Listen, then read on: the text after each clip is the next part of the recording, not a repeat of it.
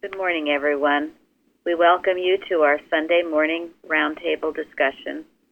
We are recording from the Plainfield Christian Science Church Independent in Plainfield, New Jersey, the United States of America. Our subject today is Adam and Fallen Man, and it is Sunday, May 7th, 2017. The golden text is Proverbs 10. The blessing of the Lord, it maketh rich, and he addeth no sorrow with it. Would anyone like to comment on that? We're going to talk briefly about the Bible before we go into science and health. I kept seeing that the blessing, he blesses, gives us lots of blessing, but the blessing is his entire picture. The blessing of the Lord. Everything from him is a blessing. Make us rich. Thank you.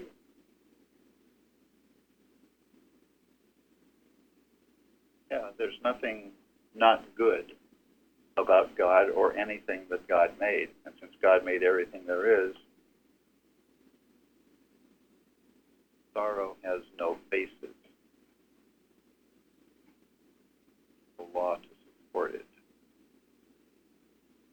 Make it rich. Well, so the idea that there could be anything wrong with anything that God created is a lie. And that is the basis for healing it. Make it rich. That means there's no lack of anything, companionship or finances, any kind of lack at all. Yes. It means we are perfect. Everything else is a lie. That's it. Thank you. This was a statement that Mrs. Evans used very often. I was never familiar with it till I came here, but she always gave it to mothers to know that the child that they would bring forth was a blessing, and there was no sorrow with it. You can use it, pray about things, anything, your business, your home, your marriage. If it is from the Lord, it is a blessing, and there's no sorrow with it, because what does Zara say? Well, you have maybe a beautiful child, but. No. He maketh rich, and there's no sorrow with it. It's perfect, complete. And you hold to this thought. This is the truth of God's creation. But you have to maintain it, and you have to be obeying God to the best of your ability. It also, in the responsive reading, it brings out, they shall not labor in vain, nor bring forth for trouble. For they are the seed of the blessed of the Lord, and their offspring with them. Again, so if you have a child or anything, relative, niece, nephew, something that seems to be bringing trouble, you can go back to this and say, no, God's blessing does not bring trouble.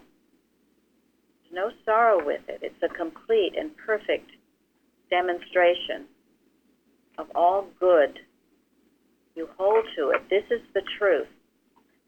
There is something in Watches, Prayers, and Arguments. I couldn't find it. I didn't look for it very hard because I remember it, but it says, cruel lie. Does any of you know this? The Christian Scientists would be the offscourging of the earth. That the children of Christian Scientists would be the offscourging of the earth. Cruel lie. Now, what's that all about? Animal evil would want Christian Scientists to not succeed, or Christian Science to succeed and spread and go forth, and so it would attack me, where it would. One of the beliefs where it would come from is that if it would pass down, I'm trying not to say that it would pass down because your parents are Christian Scientists, but if you live in Christian Science, that the good would be expressed, so it would try to attack. The devil always attacks those who are in the position to do the most good. Okay, that was a simple way of putting it. Thank you. My take on it is this is aggressive animal magnetism. is those that have the custody of the highest revelation that's ever been known on the face of the earth would be the worst representatives of it. It's aggressive error. I had never heard this before. This is why how cruel it is that this book is suppressed from people, because I think everyone needs to know that this is a cruel lie that needs to be handled. But it also is a warning, because this idea, second and third and fourth generations, we do not go there. Just to think that it will somehow be handed down, the science, by osmosis or in some way. We have learned here it must be earned. And in order, I'm going to read something now. This is from Mental Practice, which I'd read from last week, on page 223. Mrs. Eddy says, "Science proves beyond cavil that the tree is known by its fruit, and mind reaches its own ideal and cannot be separated from it. I respect that moral sense which is sufficiently strong to discern what it believes and to say if it must. I discredit mind with having the power to heal. This individual disbelieves in mind healing and is consistent. But alas, for the mistake of believing in mental healing, claiming full faith in the divine principle and saying, 'I am a Christian scientist,' while doing unto others what we would resist to the hilt if done unto ourselves." What is that saying?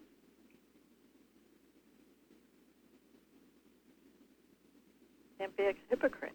Yes, you cannot be a hypocrite. And if you are going to have the responsibility of bringing a child forth in this world and you declare, "I am a Christian scientist," and you are a hypocrite, what is that going to do to that blessed child? They will be the offscourging of the earth. Somewhere in one of the books, Lessons of a Seventh Day or something like that, she directs it specifically. This is the danger of professing things that you aren't living. Now, if you are living it to the best of your ability, then you're safe. But it's only if you declare it and are not living it, or hating your neighbor and doing the opposite of the teachings of science, that you are in danger, and you endanger your children or anyone in your radius, really, because honesty is spiritual power, dishonesty is human weakness, which, Divine help. yes, Divine power. divine help, yes. You've got to understand this and be wise. Now, if you did foolish things before you knew the science, well, that's all right, because now you're learning it and you can correct it. But we cannot be stupid as scientists. She respects someone who says, "Okay, I don't believe you. I do not believe this science." They're honest, right? They're saying what they think. She respects that. But if you say you are a Christian scientist and maybe deep inside you don't believe it, or mainly you are a hypocrite, you are in grave danger. And I would be a liar if I don't tell you and warn you about this. I have to. So. And when it comes to children, to further this warning, Christian Science cannot be inherited. It is not an inheritable trait. Christian Science can only be gained one way, and that is to be earned. Every generation, every child has to earn it for themselves. Their parents cannot earn it for them. But she also says, and that's absolutely right, but in the chapter on marriage, she says those who are really, demonstrating the science, that it helps the human race. The right sense of it is it will raise the child up, and they will understand more. She says they should be more spiritually minded, doesn't she say that? When you're really living it, it can be a great blessing. The blessing of the Lord, it maketh rich, and he addeth no sorrow with it. So when you're living that science, you have the right to declare these things. But if you're not living it, you better not declare it. You better just be honest.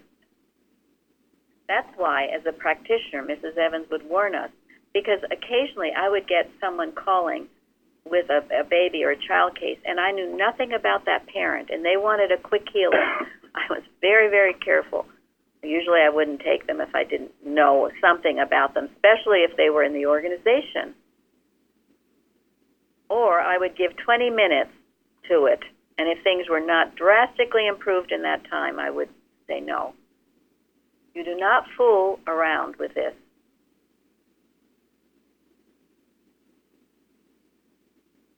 And again, what I read, it said,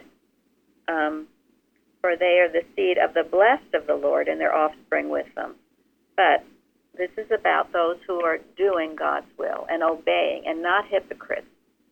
So above all else, do not be hypocritical in this science. Be honest,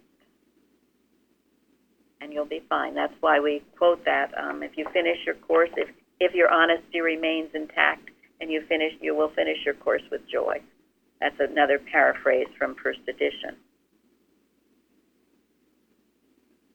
But when you're living it, you have every right to go to the Father and expect healing and know that there'll be no sorrow with all the blessings that He sends. Is there any question about this?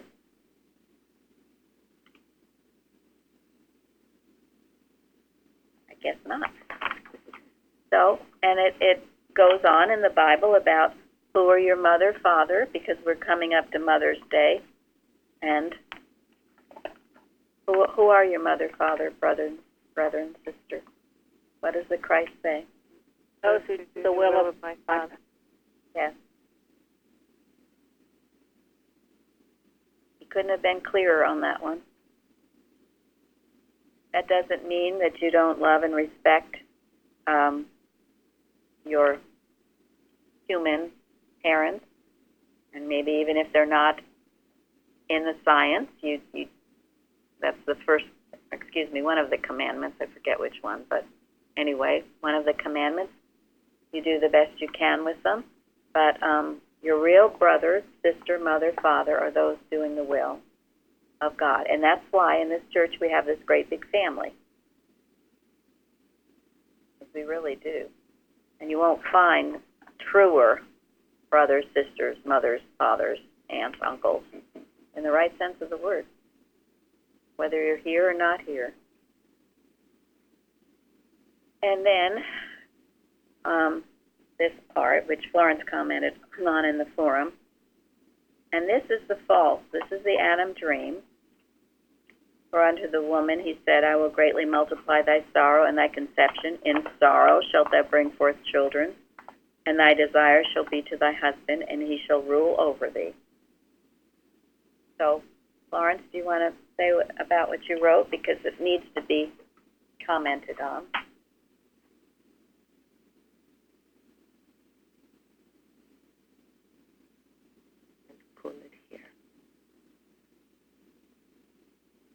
Well, it's one of the, mysteries that people use to dominate.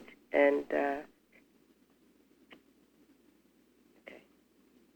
I know that I have heard people say this, always putting the woman down and woman being secondary to man, and it's just so wrong. Thank you. You're right. It's one of the quotes that people use. Now, they're quoting the Adam dream, aren't they? They're not quoting the first creation where he created all and all was good and male and female created them, all that we talked about in yesterday's wonderful Bible study. If you haven't heard it, you should. So, and the very thought that man was created first, which again is the Adam dream, that's not true at all. Male and female created he them. Yes. One time. These are the misconceptions.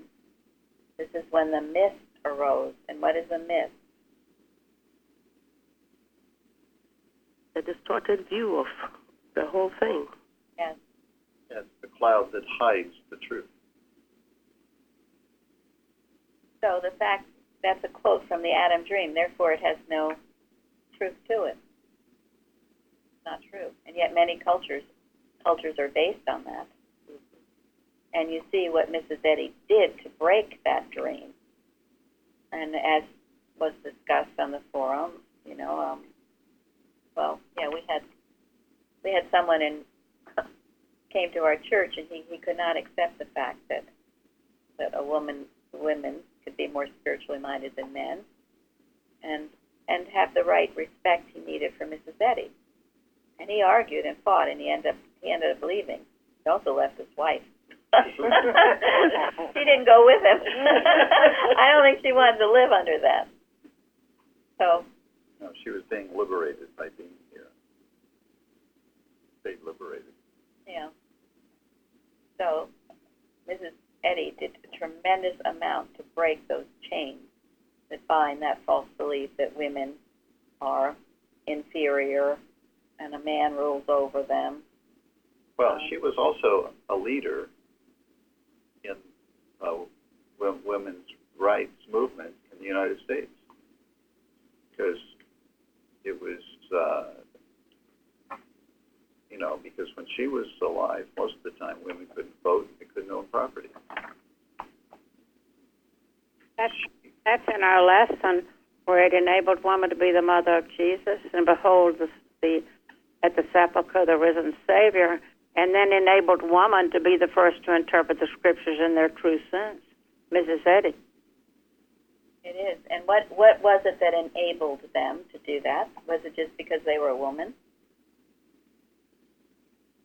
Yeah, the spiritual. Because they understood. They understood the truth. They were receptive to the truth. Yeah, they had a clear, strong spiritual sense. Well, that's all true, but in that passage, Mrs. Eddy says specifically what they did. First thing was she was She the first. confessed her fault. Yes.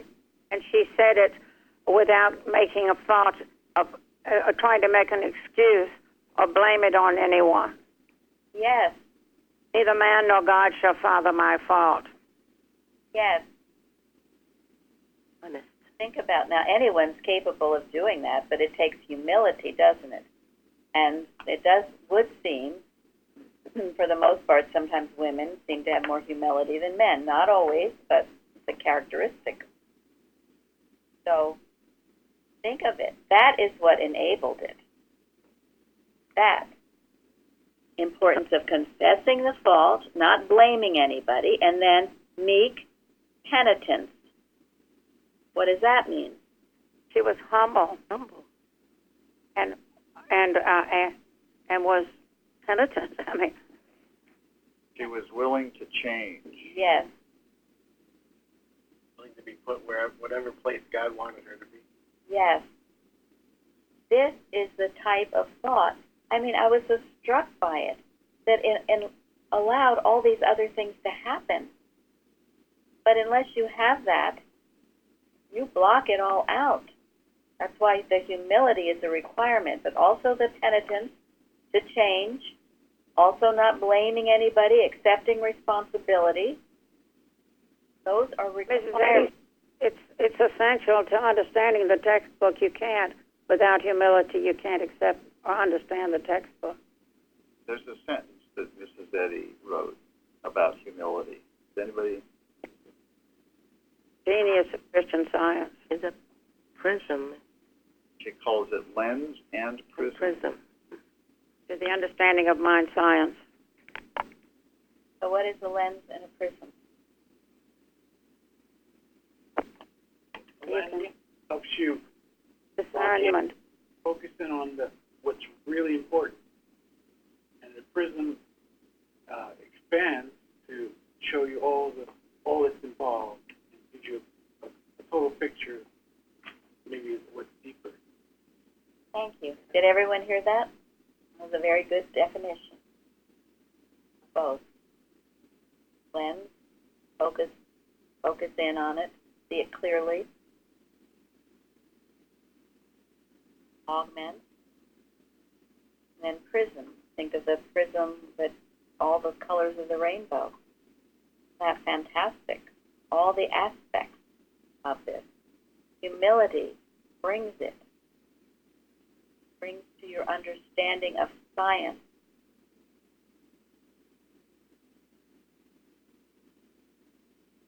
So, if you're not willing to be humble, then you won't get it. That's true. You won't understand the textbook.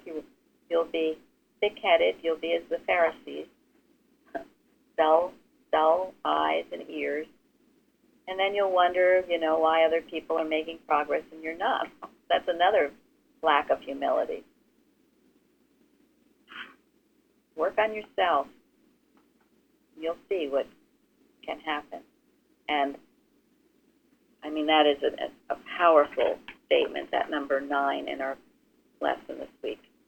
All of the things that enables, it enabled in all those instances, those were women who did that.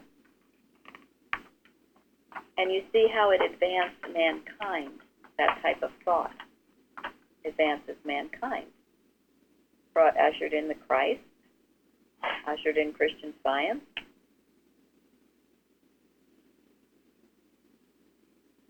I have a question.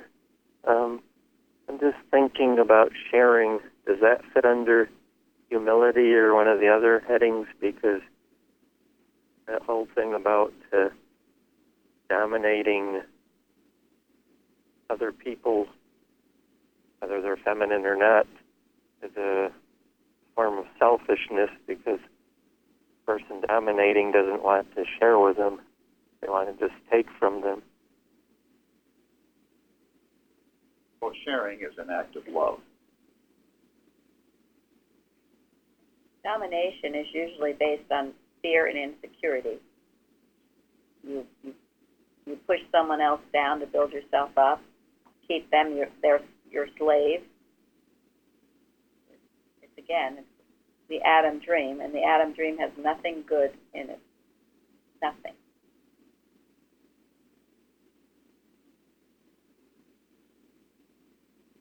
So I'm sure that. But one of the characteristics of Mrs. Evans' teachings was that she was willing to share with us some of her experiences early on in her study of science, and some of her experiences were where she she learned some pretty big lessons through her own mistakes. And the fact that she was willing to share with us some of her own personal experiences did require a lot of humility, yes. Because she had honesty. I'm sorry. Yeah. I said, and honesty. Yeah. Yeah, she had to recognize that the error that used her until she learned from it was not personal. A lot of people are unwilling to share their deepest personal experiences because they still hold them as personal instead of seeing them as impersonal error and being healed of it totally. And when you've been healed of something totally, no matter how personal it seemed in the beginning, if you've really been healed of it, you can share it, and it'll be a sharing that will help others that might be in the same situation. That is wonderful. That is very important, and that is why our testimony meetings are so helpful, because that's what all of you do. You've really, once you've learned the lesson, you can talk about it with others and share it, and not feel either embarrassed or somebody's going to malpractice on you, or you've realized the total unreality of it. And that's what Mrs. Evans could do, and that's what any good practitioner should be able to do. I know myself, if I haven't really gotten over something, I can't talk about it, or I can't share it with someone else. I can't. You've got to be totally over it in order to share it. Just as we've talked about in the watching point, you know the nothingness of it and the powerlessness of it from last week's watching point. It's a great freedom. It never belonged to you. It never was you. It doesn't belong to anybody anywhere. Yeah, and Mrs. Evans, she just had all of these stories, and one of them I thought Gary was going to tell these because, well, she said that her husband Steve wanted her to pack a suitcase. But I think she thought that was a little domineering. So she made a real good job of packing that suitcase, and he never asked her to do it again. She would love to tell these stories, and she was a lively, active thought. But anytime she felt any approach of male chauvinism, boy, did she rise up against it. She was a very free spirit, and she would not let anyone dominate her in any way. And it was a great example for women who can be taught otherwise. Even in America, even recently, it's a very prevalent belief. So, but it's a cruel one, it's a cruel one that may stop women from growing spiritually. That is always the attempt, yes, it is. Mm-hmm. I can see how that comes from love, because it takes a lot of love to have that humility to share so that the other people don't have to go through the same issues. Thank you very much. I'm very grateful that there's that honest sharing that goes on here, because if it wasn't there when I first came, I would have been really suspicious that I could ever go down this path. So thank you. Oh, that's true, because, anyone who claims they have no problems or everything is great, they're lying. Okay, we all have issues. Either they're lying or they're just so Deluded. Deluded, yes. Yeah, so, and we've all come through a lot. We all should have come through and are still going through a lot. And that's why I feel there is nothing that's gone on in my life that I cannot talk about now. Anybody who has any question about me, you can ask me that question, and I will honestly answer it to the best of my ability. I have nothing to hide, and that's a great feeling, because believe me, I once was trying to hide everything. Now you're free. And now I am free, free at last, and I want to keep free, because that's the only way to live your life, with a clear conscience.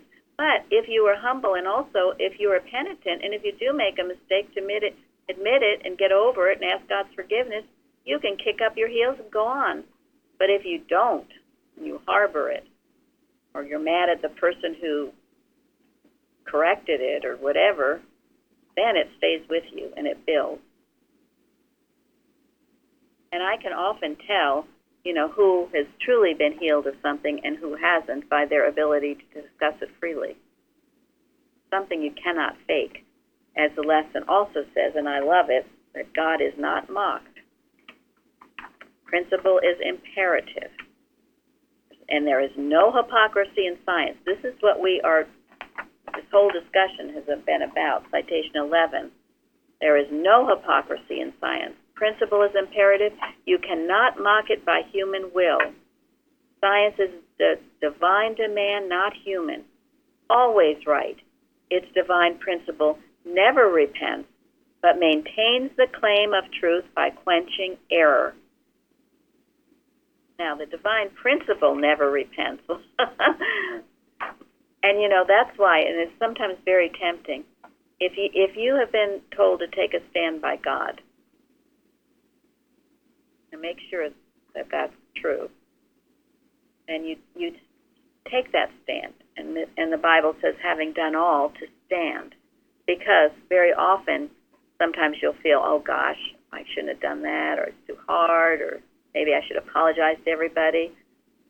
Not if God is directing your path. You maintain that. You take that stand and you hold to it. So that's the divine principle. And if God tells you at some point later, maybe you do need to soften your stance a little bit, well, that's fine too. But remember that. And mainly, there's no hypocrisy in science, and that's what we talked about in the very beginning with raising children. But they feel it. They feel it, and they know it, and they are so turned off by it. And that's why I think today we hear so many people, and I hear it a lot, well, my child, doesn't believe in God. Well, they don't believe in a false sense of God, because if they knew the right sense of God, they would believe in it.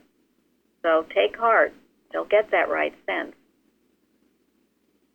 But they feel it. And also, I know of other examples where the parents are preaching all this stuff, and then the child sees the parent doing God only knows what. You can't do that. You've got to be consistent. And honestly, with children, the same thing that we just talked about now. Don't preach. Speak out of your own heart and your own experience. Share with them, as we just talked about, in humility, what you've been through and what you have learned. Heart speaks to heart. That way you'll reach them. Not by yelling or demanding this, that, or the next thing that you are unwilling to do yourself and have not done yourself.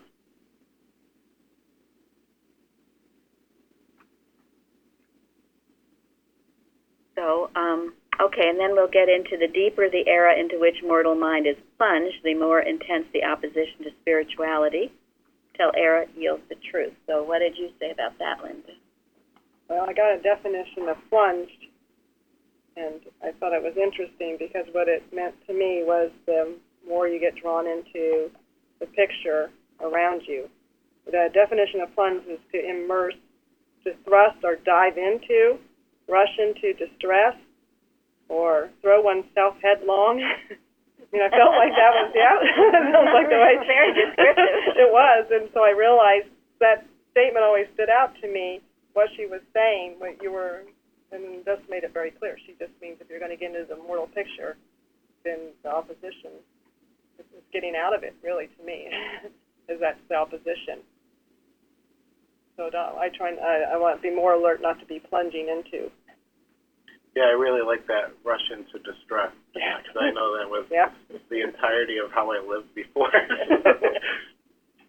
Well, what's that statement? Fools rush in where you get Yep. That's a good one. Yeah, so watch it. You picture someone plunging into the water. They hold their nose and they go all the way down into it. But sometimes you'll hear something distressing, especially perhaps if it concerns your family, and you plunge yourself into the mortal mind thing. And it's harder to get out. So watch that. That's what Era wants you to submerge yourself into its lies. You don't have to. It's that reaction to I have to watch it a lot, not reacting to something that I hear. Well, and that's why it's so careful. It's so important that we be careful what we allow ourselves to watch, say on television, or read, or where we allow ourselves to spend time. What kind of atmosphere you allow yourself to spend time in. Because if you allow yourself to be given pictures of disaster or whatever, it has this effect on you. The more I allow myself to listen to disaster or any other, morbid human picture or negative human atmosphere, the harder it is to crawl out of it. So why go there in the first place? Mrs. Eddy is so good. This Stan Porter at the door of thought. Well, Stan Porter at the door. She, Mrs. Evans once told us about her father when he had to go shopping one day, and he walked into a store, and he didn't like what he felt, so he turned right around and left. He did his shopping later.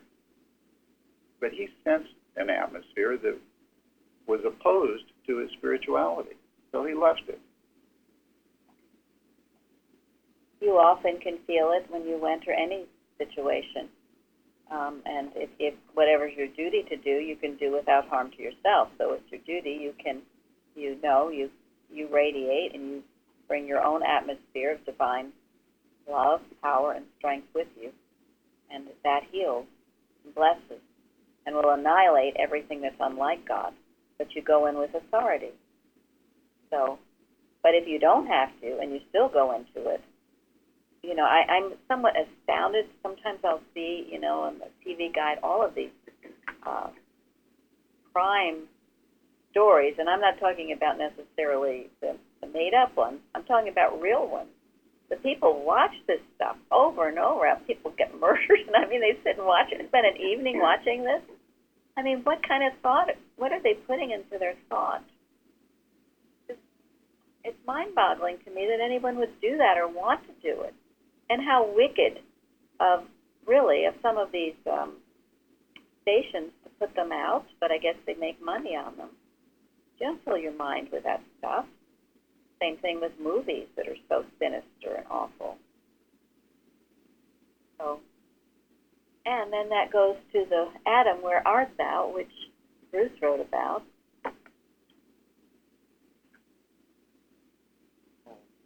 Continual requirement to look within and assess what is going on in your mentality. Consciousness, where art thou? Yeah, that's a discipline. No one can escape the requirement to look within, see what's going on, and make the necessary correction. God help us all. Yes. Someone was telling me a story about, it was about a child, I think, who had done something, maybe stolen something or did something they shouldn't, but the parent said, well, maybe you think no one saw you, but God sees it all. God knows. You can't hide from God, and if you've done something not right, you're not going to hide from it, and it healed that child of that tendency to know that you do right because it is right, not because people are watching you. And to ask yourself sometimes, Adam, where art thou? Where are you? Where's your consciousness? What are you thinking? That's why we've suggested you put a timer on your cell phone or watch or something to remind you every hour to bring your thought back to the Father, to God, to serving Him, maintaining your peace, your humility, your love, your joy. Now, I loved what Parthens put on what did he do? What was the YouTube of? It was of a hypnotist hypnotizing these people that think that they're in an Olympic swimming pool, just swimming in the Olympics, I guess, going for it. So, and they did go for it right there on the carpet. Right there on the carpet. If you haven't seen it, you have to see it, because that is what hypnosis does to you. Makes you believe something is going on that it isn't. And he also said that there was another one where he brought someone up on the stage and he touched them with an ice cube, only they thought it was some fiery burning thing. And a blister grew on that arm, right, immediately. Then they took the ice cube away, and then he did it again, telling them, that it would heal it or something, and the blister left immediately. Immediately. Showing the power of your fear, thought. So, and then I love what he said, and to me this is a good definition of delusion. This was Shakespeare Macbeth. A tale told by an idiot. A tale told by an idiot, full of sound and fury, signifying nothing. That's what the mortal dream is a tale told by an idiot. That's what delusion is. Illusion. So, think about that. What are you accepting to be true? Remember, if it's not good, if it doesn't correspond to creation one, it's not real. You are being deluded. You're hypnotized in some way. And what have some of you said about hypnotism? What did you say about not being hypnotized? Oh, yeah. A hypnotist came to my high school and said that only intelligent people could be hypnotized, and everybody wanted to prove how intelligent they were. Now, why did he say that? It's a trick. Yeah. It's the beginning of the lie. He makes them susceptible to it. Yeah, he would get them. Played on their ego. Mm-hmm. And anybody who would fall for that trap was susceptible to being hypnotized. Anybody who knew better, who really knew who they were, would not be able to be hypnotized. You as a Christian Scientist should not be susceptible to it. You wrote on the forum that Mrs. Eddy, they could not hypnotize her. Now, I had Jeremy put up, this is one of my favorite articles that we have on our website, The Illusion of Animal Magnetism by Daniel Jensen. And he starts off by saying, as he goes down the street, he would know he was resolving things into thoughts. So he would, if he saw a bird or whatever he saw, he knew it was an idea of God. He was knowing the mental nature of all things and seeing God in all things, which is what we should be doing. But then he said he also knew that animal magnetism will try to make you think the things that aren't real are true. And we must be very alert to that. So, and did anyone read the article who has, what happened? One about the watermelon? Oh, that one? Sure. He was at a restaurant. The hypnotist, he had a friend who was a hypnotist who said he would get him sometime when he wasn't aware. So he was at a restaurant. He ordered lamb chops, and the waitress brought out lamb chops, only he was hypnotized, and he thought it was watermelon. And he told the waitress he didn't order watermelon and to send it back. And they argued for a while, and then he saw a smirk on the face of the man that was with him. And he realized that he'd been hypnotized by his friend. So, and then the next day there was someone, an aunt or someone, who had cancer on her face. And she was no longer going out because of it. And when he went to see her, he almost started laughing because he thought, well, Aunt, you've got watermelon all over your face. But he realized the hypnotic nature of it. He was seeing something that wasn't actually there because God didn't make it. If God didn't make it, then it's the deep sleep that fell upon Adam, plunging yourself into mortality, the mist that rose up and obscures God's creation. And in knowing that, and in talking to his aunt about it and other people, that was healed. It was healed. Now, another point he makes in here, he says that if you hold to what? You can't be hypnotized. The truth? Truth? Any truth? Fact, right. A fact, thank you. Even the multiplication table. 2 + 2 = 4. Yes. A fact or truth.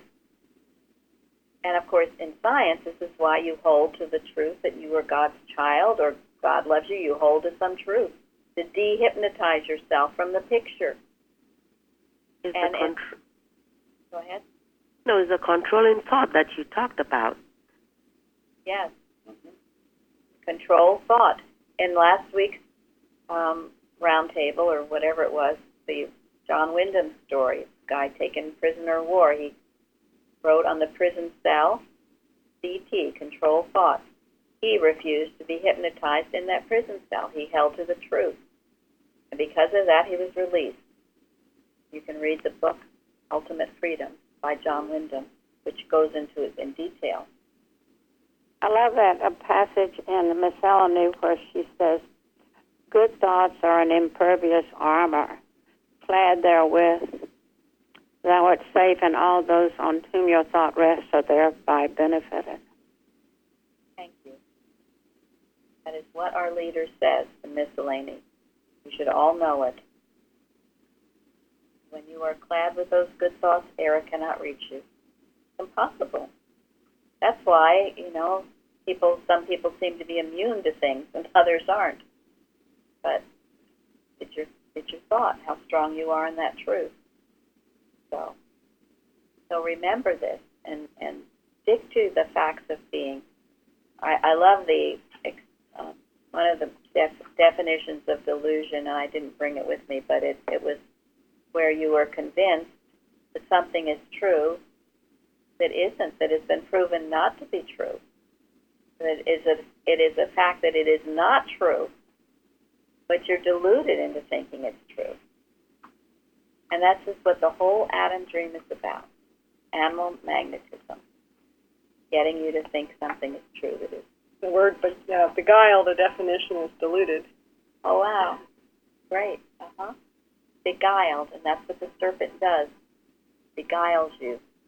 So it's a wonderful article, and it brings out in that article where he's seeing something that's not really going on. And when he focuses on the truth, it gets back into position. But then when his thought goes off, he begins to see the delusion again. So he says the breaking of a hypnotic spell requires 2 steps. The first step is recognizing it to be an illusion, even when you are still standing knee-deep in it. And then the second step that is required is to know what the fact is. So that's why it's very helpful to have specific truth to handle a specific error. This is why we do all this studying and reading, and Mrs. Eddy breaks this myth. Who else explains it like this? Now, anybody else with any questions or comments? Just one thought came about when a woman's put down. If somebody dominates you, even a job, the experience sometimes seems harmonious for quite some time until, I guess, the whole thing eventually blows up. But sometimes it's a really extended period of time. Like I've heard of people being in a business and they just, malleable to the business, to float around, and they keep their position or whatever, but not really making a stand in any which way. And then, and then at some point they just may lose it all. It's just like an illusion because something eventually catches up to the whole shebang, the whole organization, and it falls. And then you fall with it. So, some women may think everything is peachy and creamy, and for the longest time, until finally, after some time, it doesn't always happen fast. That's the point. It may happen after a while, because they haven't been standing, they're quite happy just going along with it. Thank you. That's a very good point. People will suffer with bad situations for years. You're right. Yeah. Or they will justify in their minds why it's not actually that bad. The animal magnetism will lure you in. It might seem appealing at first, and perhaps it is appealing at first. What is that? The story of the woman who goes into the... Oh yeah, the woman who walks into a room, opens the door to a room and full of beautiful flowers. And she smells the flowers, and the flowers bite her, sting her. And so, but she goes back because she loves to smell the flowers. And eventually the sting becomes less and less. And she goes further and further into the room, smelling flowers. Plunging herself into it. And when she finally comes out, she's a decrepit old lady. So the lure, the serpent's beguiling, thinking everything's okay, it's all right, you can do this. But if it's not of God, be aware that's where you get your spiritual sense up. A red flag should pop up.